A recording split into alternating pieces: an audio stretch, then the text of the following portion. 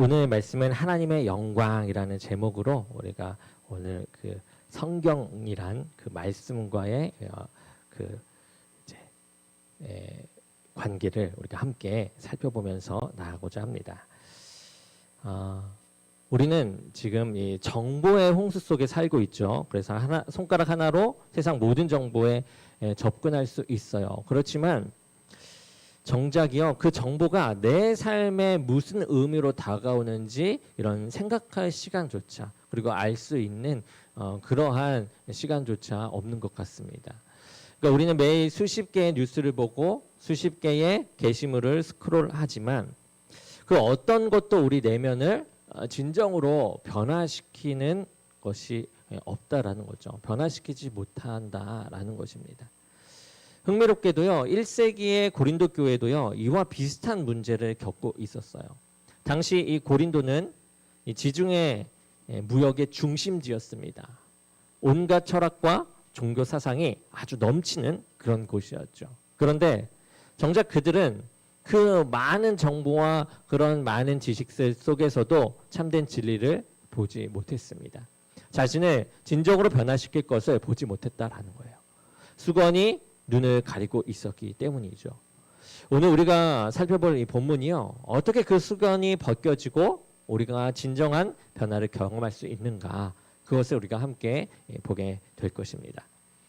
이 사도 바울이 고린도 후서를 쓸 당시가요, 이 고린도 교회는 이제 아주 심각한 혼란 속에 있었던 그 때였습니다. 거짓 교사들이 들어와서 이 바울의 사도직을 가지고 공격을 했고요. 성도들은 혼란 속에 있었습니다. 특히나 이 거짓 교사들은 모세의 율법과 옛 언약을 강조해요. 그러면서 새 언약의 복음을 약화시키려고 했단 말이죠. 예수님의 그 복음을 약화시키려고 했습니다. 바울은 이에 대응하여 고린도후서 3장에서 옛 언약과 새 언약을 대조합니다. 그래서 출애굽기 34장의 사건을 떠올리게 해요. 무슨 사건이냐면 모세가 시내산에서 하나님을 만나고 내려왔을 때 그의 얼굴에서 광채가 나죠. 하나님의 영광을 반사하는 그러한 모습이었습니다. 그런데 이 금송아지를 섬겼던 백성들은 그 광채를 보고 어떻게 했습니까? 두려워했어요. 그리고 모세는 수건으로 얼굴을 가려야 했습니다. 이 사건을 바울은 언급해요. 바울은 이 역사적인 사건을 통해서 중요한 진리를 가르쳐 주려고 했던 거죠. 옛 언약 아래에서는 사람들이 하나님의 영광을 보지 못하도록 수건이 가려져 있었다. 그러나 그리스도 안에서 그 수건이 이제는 벗겨졌다. 이제 우리는 성경을 통해 하나님의 영광을 보고 그 영광의 형상으로 변화될 수 있게 되었습니다. 라는 그런 내용을 지금 바울이 하고 있는 것입니다. 오늘 본문의 말씀을 먼저 함께 볼 텐데, 오늘 본문에서 세 개로 이제 쪼개서 보려고 해요. 그래서 본문 말씀에서 처음부터 주의 영광을 보매까지 우리가 함께 읽어보겠습니다. 시작. 우리가 다 수건을 벗은 얼굴로 거울을 보는 것 같이 주의 영광을 보매. 아멘. 이 바울은 이 말씀에서 주의 영광을 보매라고 말하는데요. 여기서 본다. 이 본다라는 것은 우리가 그냥 눈으로 보는, 단순히 눈으로 보는 것만을 가리키는 것이 아니라요. 무엇을 가리키냐? 여기에서 원어가 이 카톰트리조메이노라는 단어인데 이게 거울을 보다, 반사하다라는 이 의미를 담고 있는 이제 원어입니다. 그러니까 즉 성경이라는 거울을 통해 하나님의 영광이 우리에게 반사되어 들어오는 것을 말하는 거죠. 그렇다면 성경에서 하나님의 영광을 본다라는 것은 무엇을 의미하는 것일까요? 사무엘상 3장은요, 이에 대해 이야기하는데 사무엘이 등장하는 시대를 우리가 보는 거예요. 사무엘상 3장 1절을 보면 이렇게 나옵니다. 우리 함께 보겠습니다. 시작. 아이 사무엘이 엘리 앞에서 여호와를 섬길 때에는 여호와의 말씀이 희귀하여 이상이 흔히 보이지 않았더라. 아멘. 이제 여호와의 말씀이 희귀했다라고 표현을 하고 있죠. 여러분, 이것은 하나님을 경험한 사람들이 그 당시에 거의 없었다라는 뜻으로 볼 수 있어요. 그러니까 하나님의 백성이라고 불리는 그런 이스라엘이 있었어요. 그 시대에. 그리고 성전도 있었어요. 그렇지만 실제로 하나님의 영광을 보고 감격하는 사람들은 드물었다라는 것이죠. 여기에 보면 그 다음 절에 보면 엘리의 눈이 어두워 잘 보지 못했다라는 그런 표현도 나오게 되는데요. 이것은 당시 영적 지도자였던 이 제사장들조차도 영적으로 눈이 어두워졌었다라는 것이죠. 여러분 이것이 말씀이 희귀했던 시대의 모습이었어요. 그런데 놀라운 일이 일어나는데 하나님께서 사무엘에게 말씀을 하기 시작하세요. 사무엘상 3장 21절입니다. 우리 함께 보겠습니다. 사무엘상 3장 21절 시작. 여호와께서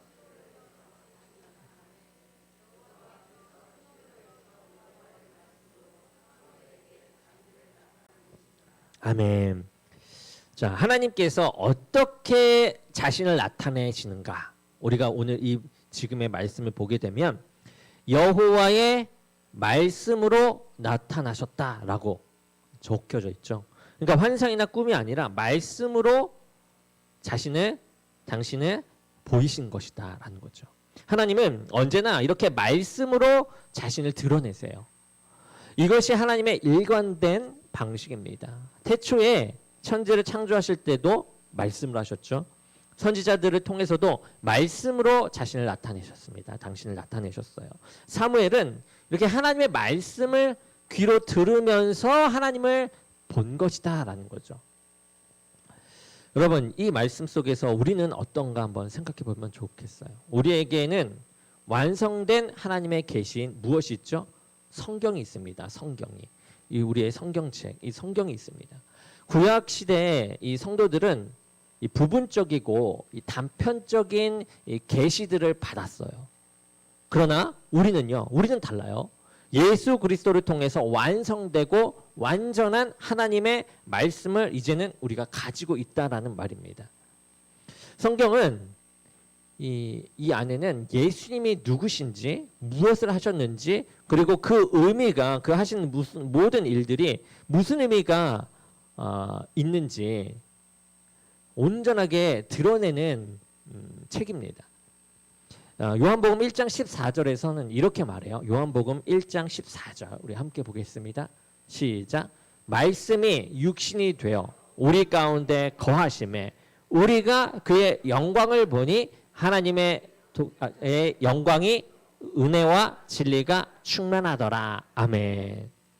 예수님 당시 수많은 사람들이 예수님을 직접 보았어요. 그렇지만 그의 영광을 본 사람은 믿음의 사람들 뿐이었다라는 것이죠.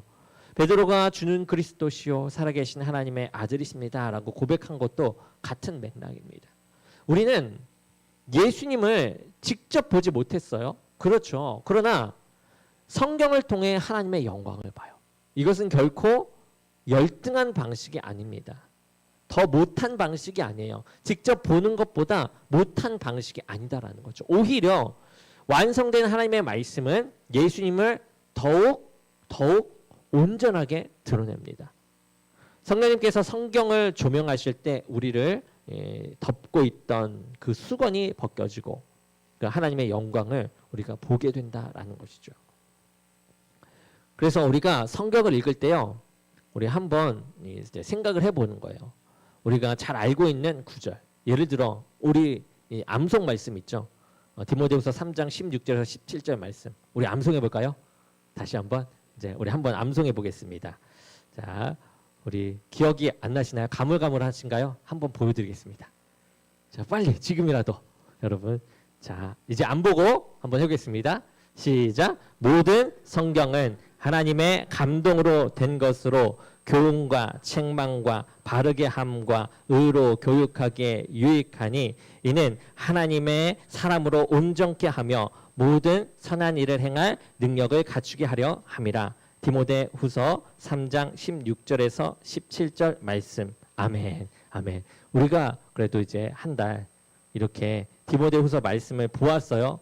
외웠든 외우지 않았든 마음속에 이렇게 새겨 나가는 것입니다. 그리고 계속해서 암송해서 나가기를 원합니다.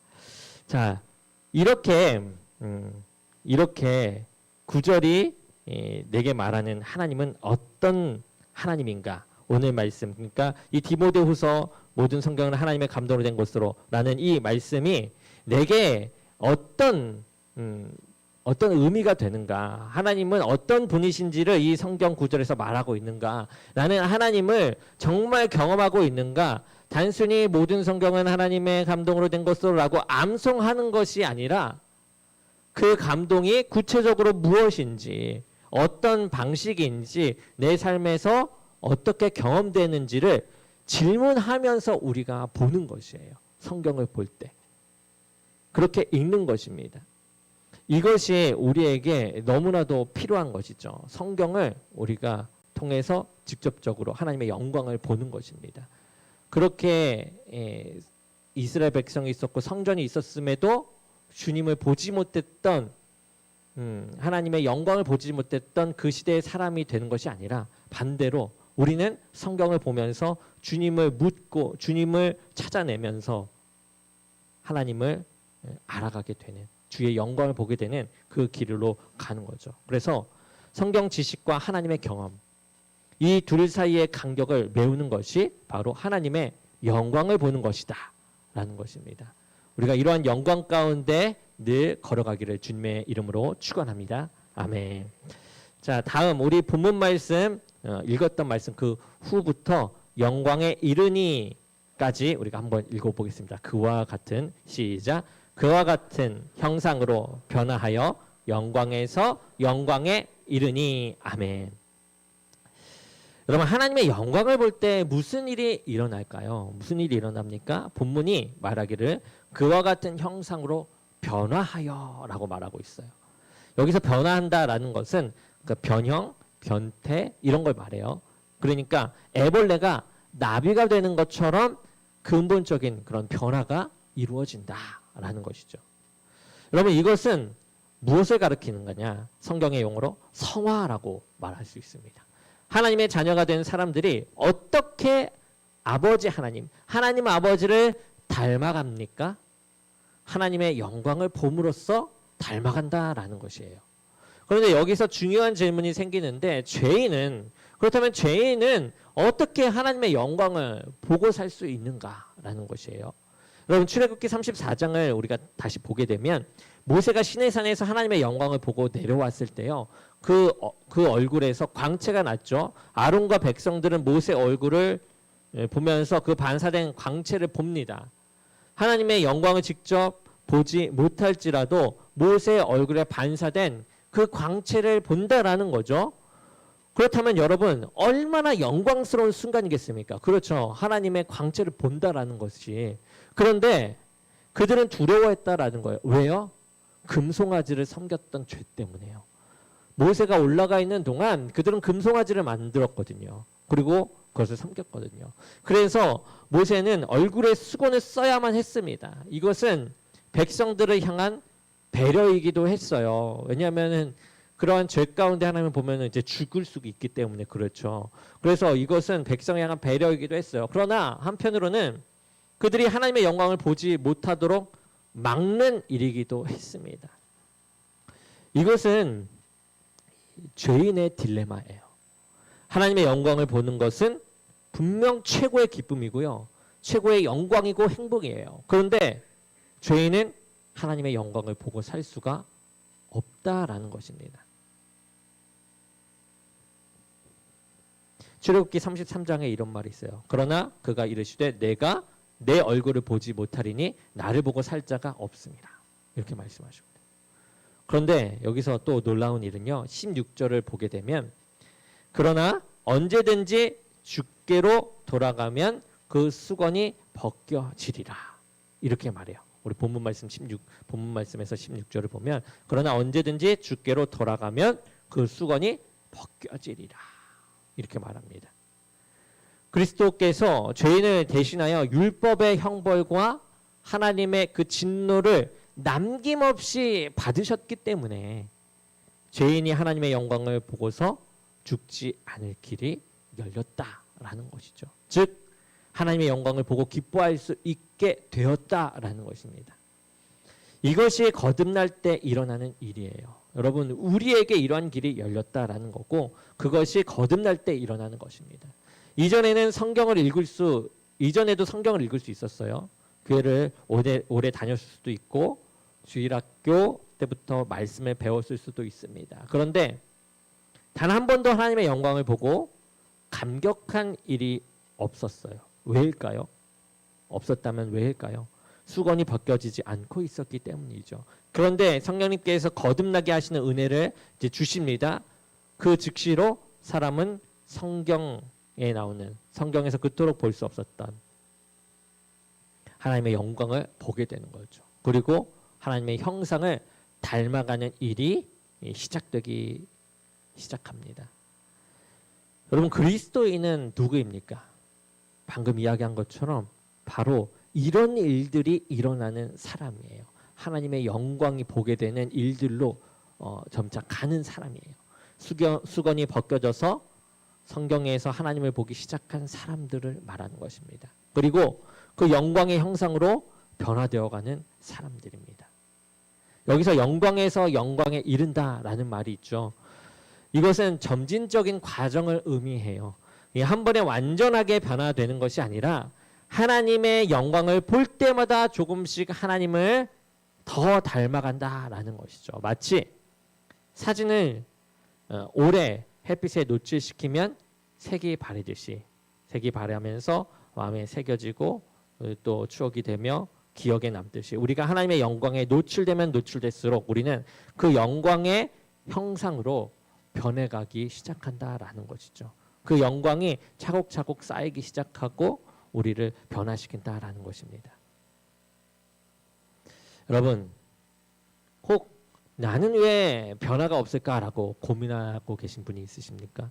혹시 이런 패턴은 아닌가 생각해 보죠. 월요일 아침 출근길에 지하철을 탑니다. 성경 앱을 틀어요. 또는 우리가 하는 365일 말씀을 켜서 듣습니다.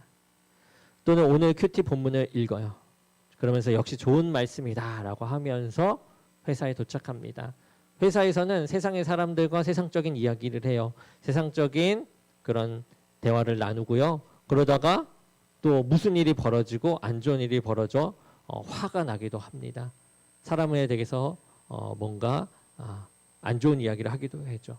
그러니까 아까에 읽었던 그런 말씀들은 온데간데 없어진 그런 삶이 이어져요. 그러다가 퇴근길에 또다시 성경 앱을 엽니다.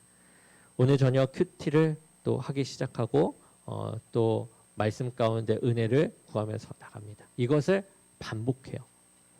여러분, 이 가운데 무엇이 문제일까요? 제가 말하는 그런 흐름 속에 뭐가 문제일까요? 성경을 정보로만 읽고 있다라는 것이에요.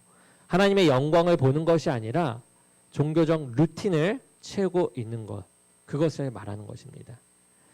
여러분, 성경을 보고 우리가 말씀을 들을 때요, 나에게 묻는 것이에요.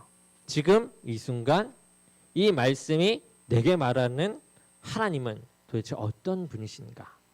내가 생각하지 않으면 하나님을 깊이 알 수가 없어요. 이 말씀이 내 것이 될 수가 없다라는 거죠. 이것이 영광에서 영광으로 변화되는 구체적인 방법입니다. 그리고 그 영광의 변화가 우리에게 더욱더 임할 줄로 믿습니다. 아멘. 우리 다음 말씀 끝까지 읽어보도록 하겠습니다. 우리가 다 수건을 벗은 얼굴로, 시작. 우리가 다 수건을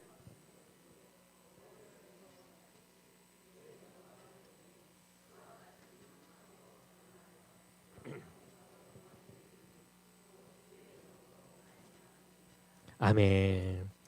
이 하나님의 영광을 보는 자에게서 당연히 보게 되는 것이 있어요. 여러분, 영광을 본 자들, 그것은 그가 은혜를 받았다라는 것입니다. 은혜라는 말보다 신자의 삶을 잘 보여주는 말이 없죠. 은혜는 자격 없는 자에게 주어지는 호칭입니다. 칼빈은요, 하나님을 아는 지식과 인간을 아는 지식을 이중지식이라고 불렀습니다. 그래서 두 가지는 별개로 존재하지 않는다라는 거죠. 그래서 하나님을 아는 지식은 자신을 알게 하고 자신을 알게 되면 동시에 하나님을 알게 된다라는 것이에요. 그래서 성경에서 하나님의 영광을 본다라는 말은 우리 자신이 얼마나 하나님 앞에서 아무것도 아닌 존재인가 이것을 인식하게 되었다라는 뜻이기도 해요. 인간이 가지고 살아가는 그 교만은 오직 성경에서 하나님의 영광을 보게 될 때 무너지게 되는 것입니다. 그리고 자신이 죄인 중에 괴수요, 아무것도 하나님 앞에서 내세울 만한 선한 것을 가지지 못한 존재라는 그러한 사실을 알게 되는 것이죠. 은혜는 하나님의 영광과 자신의 무가치함의 차이를 인식하는 것입니다. 이것이 은혜를 받았다라는 말의 의미예요. 그렇다면 진정으로 하나님의 영광을 보게 되고 은혜를 받은 이 사람은 이제 어떤 모습으로 살아가느냐? 어떤 모습으로 살아가느냐? 은혜 받은 사람은 먼저 겸손합니다. 그는 자기를 주장하지 않아요. 은혜를 받아야 자기를 부인할 수 있다는 것입니다. 은혜를 받은 사람은 자신만만하지 않습니다. 은혜를 받은 사람은 그냥 정말 매력적이다라는 것이죠. 그리고 은혜는 하나님께서 사람을 변화시키는 수단이에요. 하나님께서는 율법의 명령과 강압과 공포감 조성으로 우리를 몰아가시거나 변화시키시지 않습니다. 오직 은혜, 하나님의 선하심과 그 영광을 우리에게 나타내심으로써 우리를 하나님의 형상으로 변화시켜 주신다라는 것이죠. 하나님께서 당신의 영광을 우리에게 보여주신 까닭은 단순히 우리가 하나님의 모습으로 변화되는 것만이 아니에요. 그 변화가 어떻게 일어나는가 하는 그런 문제를 포함합니다. 그러니까 우리가 이 성경에서 하나님의 영광을 보게 될 때 우리는 큰 은혜를 받게 되죠. 그리고 그 은혜는 우리 안에 하나님께 영광과 찬송과 예배를 드리고 싶은 그런 마음을 풍성하게 만든다라는 것입니다. 하나님을 찬송할 때 우리는 이 기쁨의 완성을 경험해요. 하나님의 형언할 수 없는 선하심과 그 영광에 겨워서 하나님을 찬송하고 높이는 그런 방식을 통해 우리는 하나님을 그러한 모습 속에 하나님을 닮아간다라는 것이에요. 그러한 방식을 통해서요. 그렇기 때문에 은혜는 결코 위선자나 종교적 율법주의자를 만들어낼 수가 없는 것이죠. 하나님의 영광을 보고 감동하면 그는 큰 기쁨과 감사와 감격으로 하나님을 예배할 것입니다. 적지 않은 사람들이 하나님께서 찬양과 예배를 받으시기를 원하신다라는 말을 듣고 하나님을 마치 또 허영심 많은 그런 분처럼 오해를 하기도 해요. 그러나 하나님께서 찬양받기 원하시는 것은 그것이 우리의 기쁨을 완성시키는 길이기 때문인 것입니다. 우리의 기쁨이 완성되는 길. 하나님은 우리가 그분을 찬양하고 예배할 때 가장 행복해질 수 있도록 우리를 그렇게 지으셨다라는 것이에요. 은혜를 받은 사람은 억지로가 아니라 감격해서 기쁨으로 하나님을 찬양하고 섬기게 되어 있다라는 것이죠.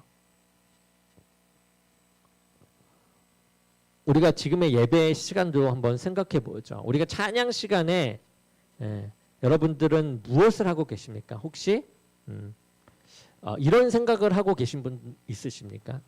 저 찬양 언제 끝나나? 빨리 끝나고 설교 듣고 집에 갔으면 좋겠는데, 아니면 저 찬양은 내 스타일이 아닌데 내가 좋아하는 찬양을 불렀으면 좋겠는데 왜 저런 어려운 찬양만 할까? 이런 생각을 하시는 분들이 계십니까? 여러분이 사랑하는 사람과 데이트를 한다고 생각해 보세요. 사랑하는데 그 사람이 계속 시계만 본다면 어떤 기분일까요? 이 말은 끝났으면 좋겠다라는 생각이 딱 보이는 그런 모습을 보인다면 어떨까요? 이 사람이 나를 정말 사랑하는구나 라고 느낄 수 있을까요? 하나님께서 여러분들을 보실 때 어떻게 느끼실까? 이것을 우리가 생각해 보자라는 거죠. 나를 볼 때 어떻게 느끼실까?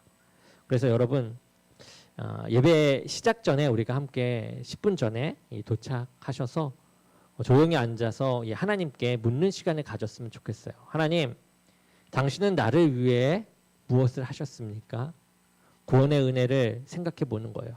그리고 십자가를 묵상합니다. 하나님이 나를 위해 이러한 모습 가운데 나타나셨군요.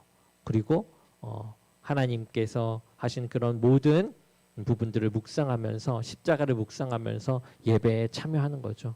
그래서 하나님께서 나를 지키셨던 일들, 한 주간 나를 지키셨던 일들을 하나하나 묵상하고 떠올리는 것입니다. 그리고 그 다음에 우리가 찬양할 때 여러분 그 은혜를 생각하며 노래하는 것이에요. 억지로 웃는 것이 아닙니다. 억지로 웃지 않고요. 의무감에 손을 뻗지 않는 것이죠.